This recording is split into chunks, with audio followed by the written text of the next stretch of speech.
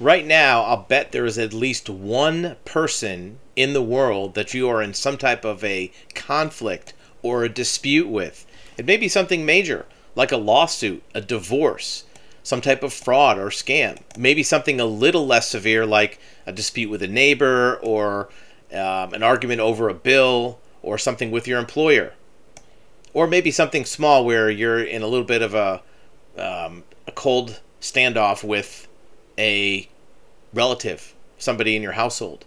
No matter what that dispute is, you don't want to let it escalate. You don't want to let it get any bigger. So how can you do that? And how can you even eliminate that dispute without having to resort to any dramatic pulling out the big guns? Well, one way to do it is to use collaborative mediation, where you facilitate the resolution. Look, in most conflicts, when you really look at it from a third-party standpoint, the results that both parties want, both people want, are very much the same. The difference is usually that much. It seems bigger from the perspective of each person. But in reality, both people really want almost all the same thing. You may not believe that. You may not see that. You may think that what you want is completely different from the other person, and there's no common ground. There's no shared opinions.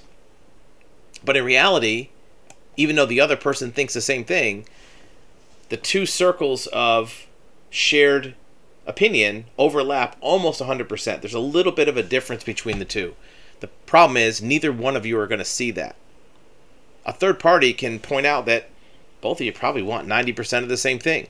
And the differences that you both want probably can be accomplished with both people getting almost everything they want.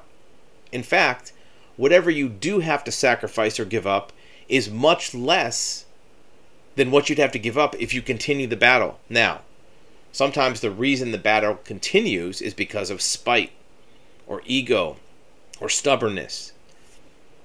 It's easy to say just get over it, but that's not how life works. You don't want to get over it. The other person doesn't want to get over it because you have pride. You don't want to give in. You don't want to accept defeat. You don't want to surrender. You want to win and vanquish and conquer. However, the logic is the cost of doing that is going to be more than the cost of what you'd have to give up. But sometimes people do it anyways, out of pride, ego, spite.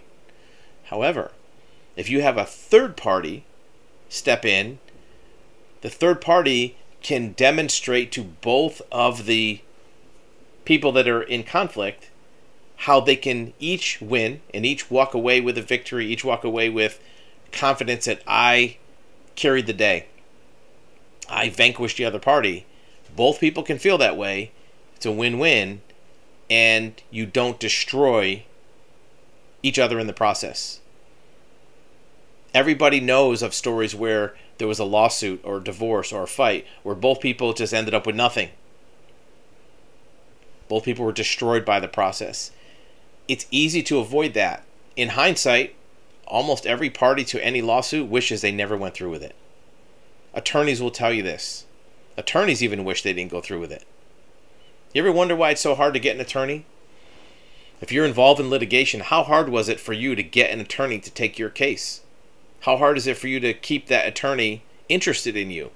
Even though you're paying them, can't get them on the phone. Attorneys do not like conflict. You would think that they would be in a different business. They like to resolve problems. They like to do legal advancement, litigation, resolution. They don't like to do conflict. They're about the law. They're not about fights.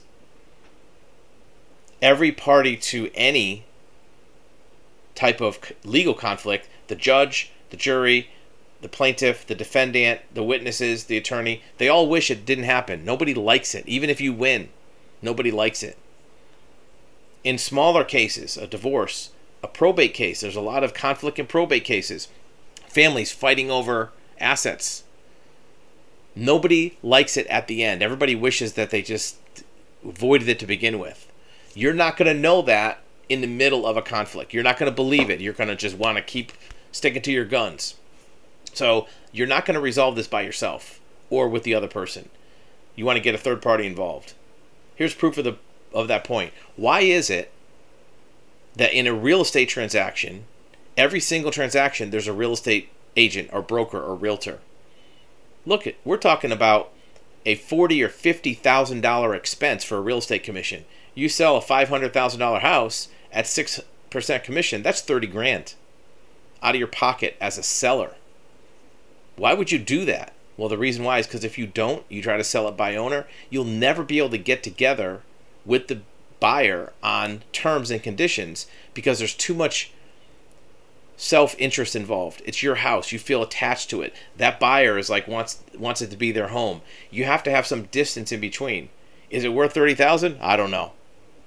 You can argue the case that it should be less than that. But the point is, the market has that value built into something that's not even a conflict. It's just a negotiation. It's a deal of coming together. But because of the fact that if there was not a third party involved, there would be a conflict. If you made an offer directly to the seller, I'm offended by you offering that low price, right?